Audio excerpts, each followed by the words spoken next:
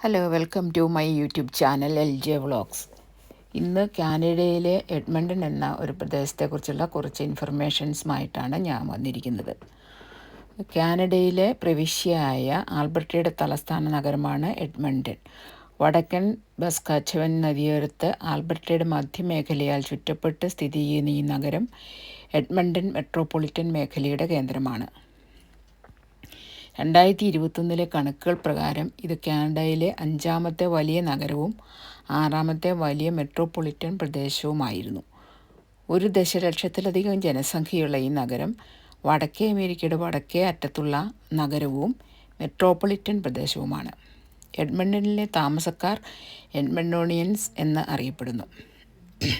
വടക്കോട്ടുള്ള കവാടം എന്നറിയപ്പെടുന്ന ഈ നഗരം വടക്കൻ ആൽബർട്ടയിലെ വലിയ തോതിലുള്ള എണ്ണ മണൽ പദ്ധതികൾക്കും വടക്ക് പടിഞ്ഞാറൻ പ്രദേശങ്ങളിലെ വലിയ തോതിലുള്ള വജ്രഖനന പ്രവർത്തനങ്ങൾക്കുമുള്ള ഒരു വേദിയായിരുന്നു. വിൻ്ററിൽ ഇവിടെ നല്ല തണുപ്പാണ്. -30 വരെയൊക്കെ തണുപ്പ് വരും. 6 മാസത്തോളം ഇവിടെ മഞ്ഞ് വീഴുകയും പ്രദേശമാകെ മഞ്ഞിൽ മൂടി കിടക്കുകയും ചെയ്യും. സമ്മർ സമയത്ത് കൂടുതൽ പ്രദേശങ്ങളിലും ടെമ്പറേച്ചർ 20 തൊട്ട് 25-30 വരെയൊക്കെ ആയിരിക്കും കാനഡയിൽ.